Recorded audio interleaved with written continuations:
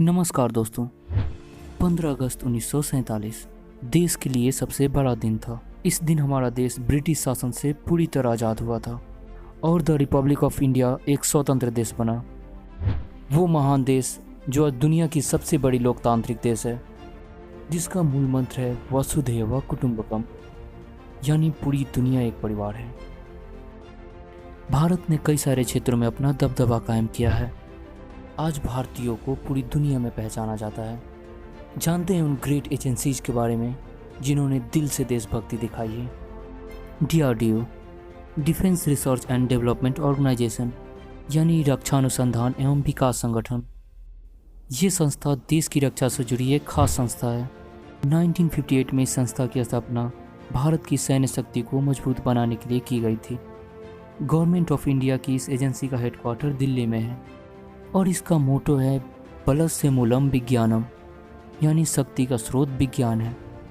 DRDO Bharat की रक्षा प्रणालियों की डिजाइन और डेवलपमेंट के लिए लगातार जुटे रहने वाला एक ऑर्गेनाइजेशन है, जो विशेष रूप से देश की भविष्य की ज़रूरतों को ध्यान में रखते हुए वर्ल्ड क्लास वेपन सिस्टम का प्रोडक्शन करती है। ब्रह्मोस्त्र, पृथ्वी, नाग, अग्नि, त्रिशूल, आकाश जैसे मिसाइल्स भी DRDO ने तराशा है। देश की सुरक्षा के लिए जिस उद्देश्य से DRDO को बनाया गया था, उसे एजेंसी इतना बेहतर तरीके से पूरा कर रही है कि आज बहुत से बड़े बड़े देश भारत के आरे नहीं आते। ISRO, Indian space research organisation, यानी भारतीय अंतरिक्ष अनुसंधान संगठन, दुनिया में अपना एक ऊंचा नाम बनाया है, जिसका काम भारत के लिए अंतरिक्ष से संबंधित सभी प्रकार की तकनीक उपलब्ध करवाना और विकसित करना है। हाल ही के वर्षों में इसरो की कुछ स्पेस मिशंस ने दुनिया को हैरान कर दिया है। आज पूरी दुनिया इसरो के बारे में जानती है। क्या आप जानते हैं इसरो की स्थापना भी 15 अगस्त को की गई थी? जी हाँ, 15 अगस्त 1969 को डॉक्टर विक्रम अम्बालाल साराभाई के योगदान से। भारत के स्वतंत्र होने के बाद ये महसूस कर लिया गया था कि आने वाले भविष्य में अगर दुनिया के अन्य बड़े देशों के साथ चलना है तो हमें भी अंतरिक्ष की ओर कदम बढ़ाना होगा। तो यहाँ से भारत के स्पेस रेस की शुरुआत हुई। इसरो के प्रथम अध्यक्ष यानी चेयरमैन थे सतीश धवन। 20 नवंबर 1967 को इसरो ने भारत में बनाए गए पहले साउंडिंग रॉकेट रोहिणी 75 को लॉन्च किया। और क्या आप जानते हैं, इस रॉकेट को साइकिल और बैलगाड़ी में लाद कर ले जाया गया था। 19 अप्रैल 1975 को भारत ने अपना पहला सैटेलाइट आर्यभट्ट को सफलतापूर्वक लॉन्च किया, लेकिन इस वक्त भारत के पास खुद का सैटेलाइट लॉन्चिंग व्हीकल नहीं था। तो इस वजह से आर्यभट्ट को रसिया के कापुस्तिन यार जगह से उनकी लॉन्च व्हीकल कॉस्मोस 3M के द्वारा लॉन्च किया गया था। और फिर अगस्त 1979 तक भारत ने खुद का लॉन्च व्हीकल बना लिया और इसे बनाने में सबसे बड़ा योगदान था डॉक्टर APJ अब्दुल कलाम का, जिन्हें हम मिसाइल मैन के नाम से जानते हैं। इस SLV, जिसका नाम था SLV-3, को 10 अगस्त 1979 में श्रीहरिकोटा के सतीश धवन स्पेस सेंटर से टेस्ट किया था, परंतु भारत का यह पहला SLV लॉन्च असफल रहा। लेकिन इसरो ने हार नहीं मानी और आखिरकार 18 जुलाई 1980 में भारत ने खुद के पहले सैटेलाइट लॉन्चिंग व्हीकल से सैटेलाइट रोहिणी 1 को सफलतापूर्वक लॉन्च किया। और अब भारत के पास खुद के सैटेलाइट बनाने और लॉन्च करने की काबिलियत थी। 22 अगस्त 2008 को सतीश धवन स्पेस सेंटर से इसरो ने चंद्रयान 1 को लॉन्च किया और इसरो बना चांद पर जाने वाला दुनिया का चौथा देश। चंद्रयान 1 ने चांद की सतह पर पानी की खोज की, जो कि सदी का सबसे बड़ा खोज था।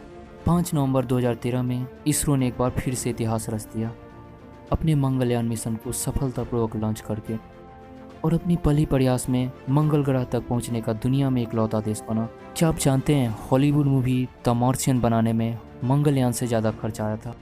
और फिर 15 फरवरी 2017 को इसरो ने PSLV C-37 रॉकेट के जरिए 104 सैटेलाइट लॉन्च करके एक विश्व रिकॉर्ड बनाया।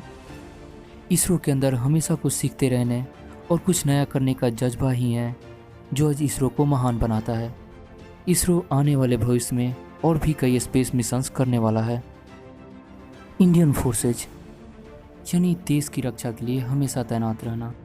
दुनिया की सबसे ऊंची बैटल ग्राउंड सियाचिन ग्लेशियर, जो समुद्र के 5000 मीटर ऊपर स्थित है, वहाँ इंडियन आर्मी का दबदबा है। ऊंचे पहाड़ों में लड़ने की महारत भारत के पास ही है। भारतीय सेना की ओर से हाई एल्टीट्यूड वॉरफेयर स्कूल दुनिया भर के सैनिकों को ट्रेनिंग देता है। 1971 में भारत और पाकिस्तान के बीच युद्ध हुआ था। युद्ध में पराजय के बाद 93,000 पाकिस्तानी जवानों ने भारतीय सेना के सामने आत्मसमर्पण किया था। यह अब तक का सबसे बड़ा आत्मसमर्पण था। भारतीय सेना ने 2013 में ऑपरेशन राहत चलाया था, जो अब तक का सबसे बड़ा बचाव मिशन था। यह मिशन भारतीय वायुसेना ने चलाया था। उत्तराखंड में आई भयंकर बाढ़ के दौरान इन जाबाज सैनिकों ने 20,000 लोगों को बचाया था। सीक्रेट एजेंसीज कहते हैं कि एक जासूस की राज उसके मौत के साथ ही दफन हो जाती है। हम जानते हैं आईबी और रॉ हमारे देश की सीक्रेट एजेंसीज हैं। आईबी यानी इंटेलिजेंस ब्यूरो भारत की आंतरिक खुफिया एजेंसी है और ख्यात रूप से दुनिया की सबसे पुरानी खुफिया एजेंसी है। और raw research and analysis wing जो भारत की अंतर्राष्ट्रीय गुप्तचर संस्था है। इन एजेंसीज का इस्तेमाल भारत के लिए खुफिया जानकारी इकट्ठा करने के लिए किया जाता है और साथ ही खुफिया विरोधी और आतंकवाद विरोधी कार्यों को लागू करने के लिए किया जाता है। इन एजेंसीज के रहस्यमयी कामकाज की समझ बड़े पैमाने पर अनुमान पर आधारित होता है। कई बार यहाँ तक कि उनके परिवार के सदस्यों को उनके ठिकाने के बारे में जानकारी नहीं होती। अगर आप इस एजेंसी के बारे में खबरों में या कहीं और ज़्यादा नहीं सुना है तो आप इससे अंदाज़ा लगा सकते हैं यह वास्तव में कितना गुप्त है। सिक्किम को भारत में शामिल करने का श्रेय भी बहुत हद तक रॉ को जाता है। रॉ ने वहाँ के नागरिकों को भारत समर्थक बनाने में अहम भूमिका निभाई। यदि सीक्रेट एजेंट दूसरे देश में जासूसी करते पकड़ लिया जाए तो अपने देश की सरकार ही उनसे पल्ला झाड़ लेती है, उनकी किसी तरह की कोई सहायता नहीं करती और अंत में जब उनकी दुश्मन देश में मौत हो जाती है तो उनको अपने वतन की मिट्टी तक नसीब नहीं होती। कुछ ऐसा ही हुआ था भारत के रविंद्र कौशिक के साथ। आज भारत ने काफ़ी लंबा सफ़र तय करके खुद को एक ऊंचे मुकाम पर उठा पाया है। हम भारतीयों को हमेशा इन एजेंसीज पर नाच रहेगा। तो धन्यवाद फ़िलहाल के लिए। अगर ये वीडियो आपको पसंद आई हो तो प्लीज़ लाइक करें भारत के उन ग्रेट एजेंसीज के लिए और सब्सक्राइब करें मेरे दोस्त। आप क्या सोचते हैं इन एजेंसीज के बारे में नीचे कमेंट बॉक्स में लिखें। मिलते हैं फिर अगली वीडियो में। जय विश्व, जय भारत।